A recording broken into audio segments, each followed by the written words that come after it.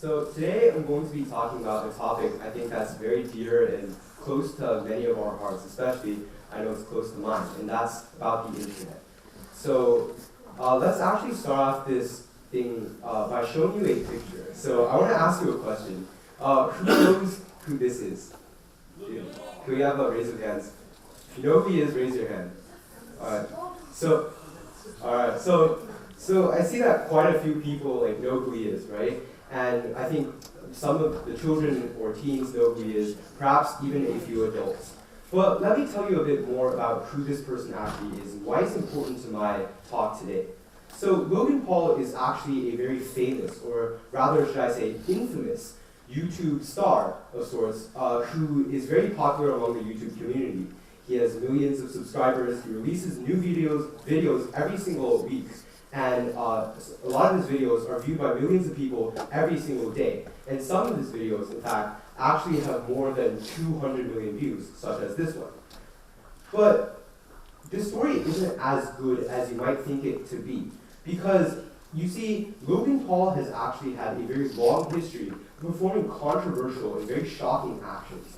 For example, in Japan, he filmed himself going around Japan doing offensive things and doing very controversial actions, like thrusting dead fish into people's faces, throwing Pokeballs at police officers, and just doing generally things that disrespect the Japanese people.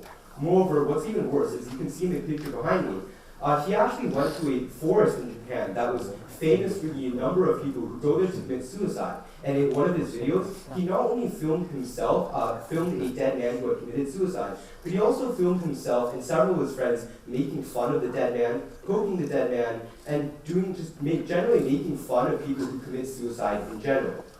It eventually got so bad that YouTube had to take down this video, and Japanese authorities even released a statement saying that Logan Paul had broken many Japanese laws in the filming of his video.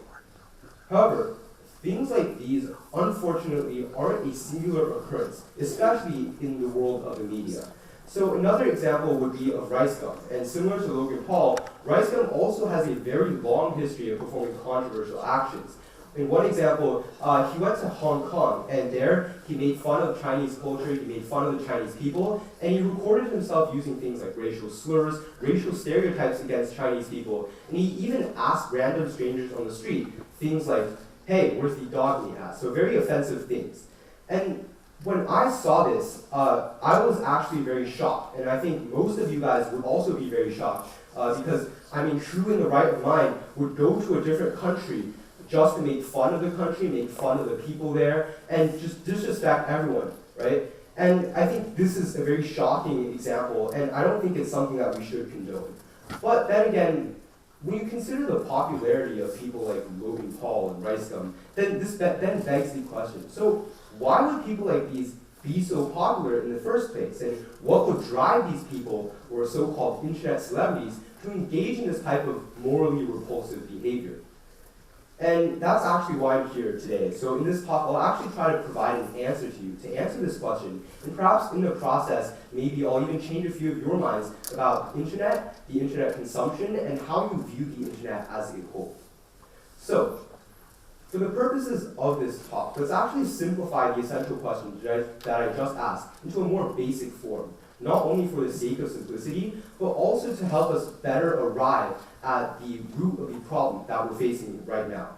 So essentially, in its simplified form, the question would be, why did Logan Paul do what he did? And why would Rice Gum do what he did? In other words, why would these people engage in this type of morally repulsive behavior when they probably knew that all of their actions would be condemned almost universally by everyone around the world? So today I'm actually going to present you an alternative viewpoint, right?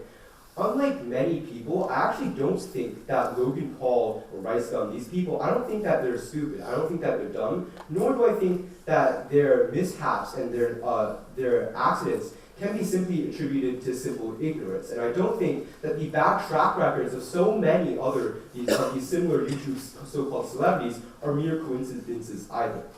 Rather, I believe that the problem lies in the way that the internet itself is structured. And I personally believe that Logan Paul and people like these weren't actually deterred by the internet, but rather the internet incentivized them and rewarded them when they created shocking or controversial content.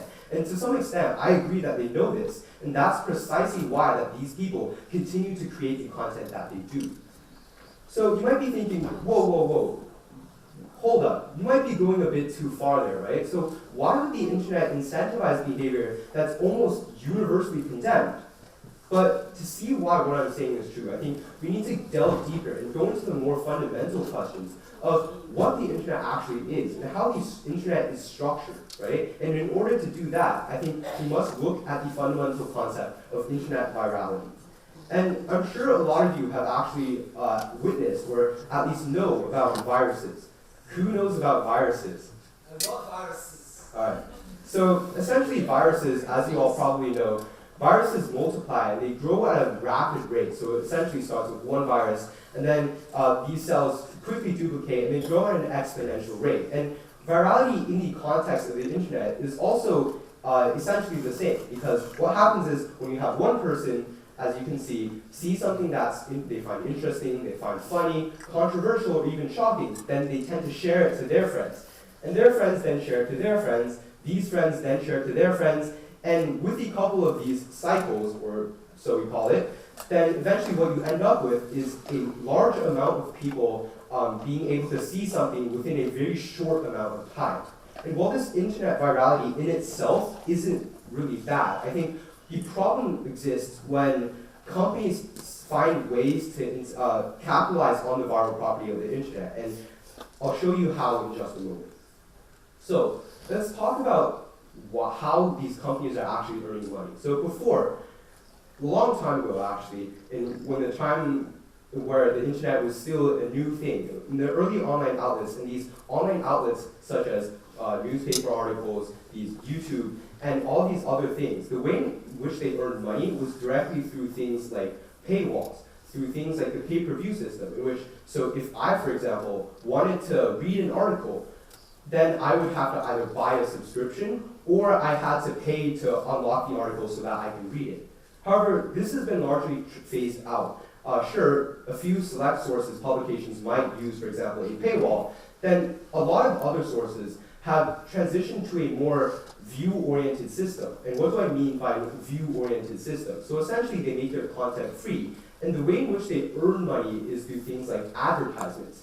So the content becomes free for me to read, but advertising companies pay these online outlets a certain amount of money to display their ads on a per-view basis. And I think that this paradigm shift has happened largely because of how these online advertising companies especially have sought to capitalize on these viral properties of the internet. So they realize that if we can somehow find a way to let these online outlets want to maximize their views, then the ads that I display on these outlets will also have their views maximized. And that's why, precisely why, companies such as AdSense have started to implement systems in which, for example, per view a website gets, then AdSense is going to pay them a specific amount, for example, 20 cents or 50 cents. And as this amount gets accumulated, then it becomes massive amounts of money, massive sums of money, and especially when you have things like Logan Paul's video getting 200 million views. So when this money gets added up, it's a huge sum. Well, I do think that this development, this paradigm shift, can be good for content creators, the people who actually write these articles. Personally, I think that this turn is actually a bad turn for the internet as a whole. Because as I browse the internet, I'm not sure about your experience, but as I browse the internet, I find that the overall quality of the content that I'm reading is slowly deteriorating. Because what I find is that people instead of trying to focus on putting out quality content, or content that actually matters, they try overly much to try to maximize their views. And people have slowly started to realize, and correctly so, that a surefire way to maximize their views, to get as many views as you can, and therefore the most money you can, would be to do things like sensationalize content, clickbait your titles, and do generally shocking or controversial things. Because the more shocking, the more abhorrent, the more controversial your thing is, then the more attention it gets from the media, and therefore you get more money. So under a current system, indeed, people who do controversial things are rewarded. I think that Logan Paul and Rice Gum are rational decision makers. So do you recall the Logan Paul controversy? Remember how he filmed a dead man and filmed himself being generally disrespectful to Japanese people and Japanese culture? Well, it's estimated that in the short span of time that the video was actually up, which was about 2 days before it got deleted, Logan Paul actually earned almost $500,000 US from that single video alone, only from ad revenue. And sure enough, you can see that this entire ordeal didn't deter him at all. Sure enough, a few months later, he was back to doing his controversial videos, and this time around, he filmed a video of himself tasering a dead rat, for example. And so what you can see is that people like Logan Paul didn't really lose much from the entire ordeal, but instead of being deterred from continuing their actions, the existence of these positive profits actually sent them a message, or rather encouraged them that what they're doing is okay, that they should continue because they're earning money anyways. So, at this point you might be asking yourself, why should I care? Sure, like, okay, Logan Paul and Rice Gum, they're making bad videos. Great. Why should I care, and how does that directly affect me?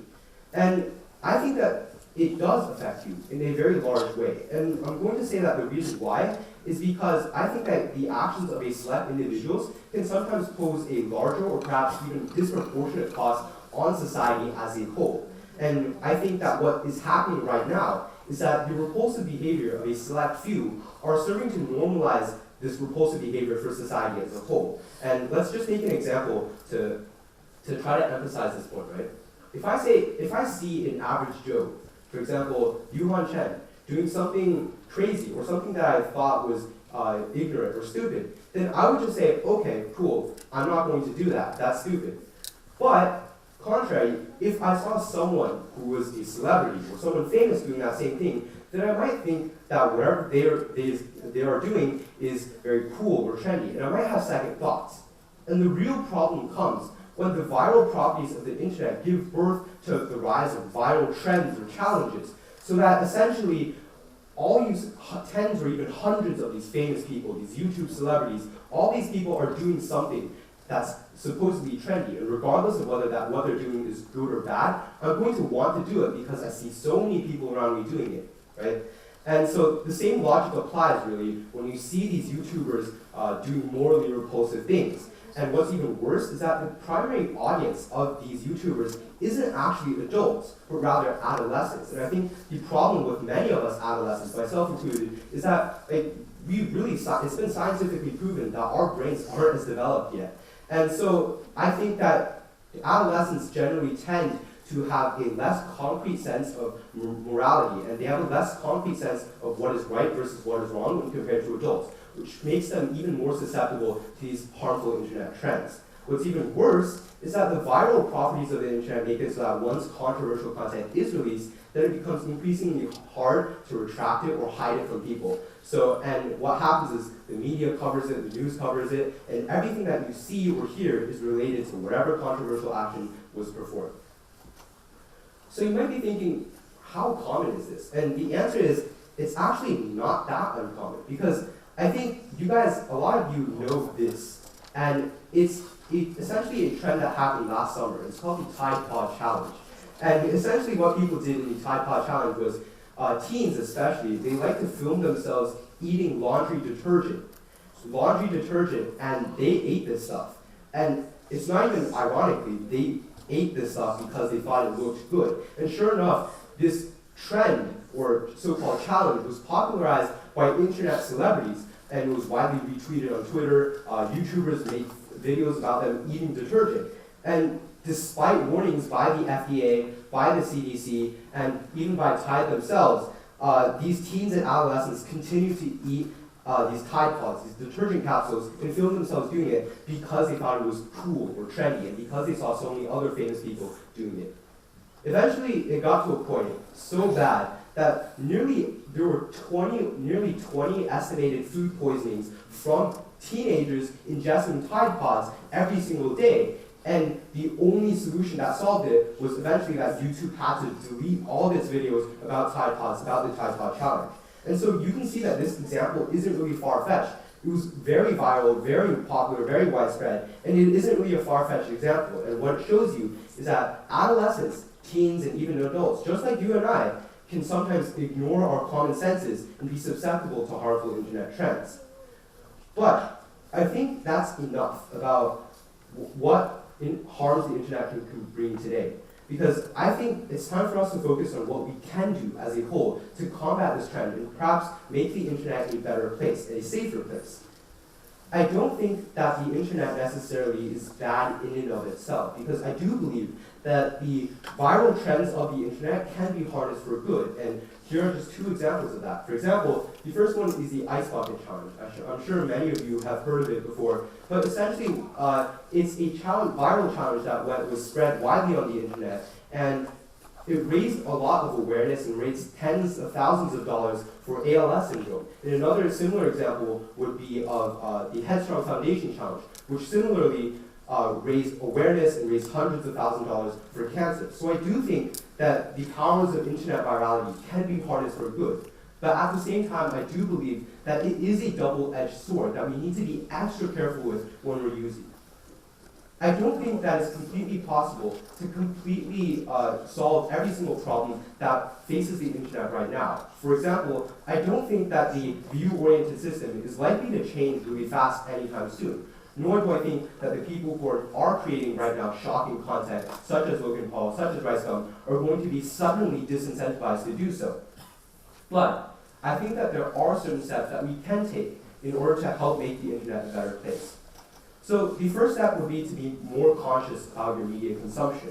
So when you're reading about new things, you need to evaluate and interpret your information, and you need to decide whether or not what you're reading is actually quality content. So I, as some of you know, I used to be a semi-active debater. And one of the few things that I learned in my brief stay today was that you need to be extra careful of the sources that you choose to use. You need to be careful with what you believe and what you choose to disbelieve. So when you filter info, you need to ask yourself a few things. First, is this objectively true? In other words, does what I'm reading, does this new information that I'm taking in, does it match what I know before? Does it match my prior knowledge? So, in middle school, I think, or in elementary school, if I'm not mistaken, I'm sure many of you have seen this website. And it's essentially one of the favorite websites that elementary school teachers like to use, especially elementary school computer science teachers like to use to illustrate the effects of internet credibility. So essentially, this website that's behind me is a professional, somewhat professional looking website that talks about the existence of octopi that live in trees, octopus living in trees. And sure enough, it looks real enough, but upon closer inspection, when you actually read what it's saying, and when you think about it in the context of the information that you already have, you can quickly see that this website is actually a fake. And sure, while this example may be absurd, I think that you'd actually be surprised at the things that people actually do fall for. For example, in 2015, there's actually a viral internet article on the Inquisitor that literally was titled, "Aliens Will Invade the Earth by 2017." And like, this was actually a very viral trend. A lot of people believed it, and for a while in 2015, for a few days, this was the most talked about thing on the internet. And this shows that this is the type of thing that ordinary people like you and I can fall for if we aren't conscious of our media consumption.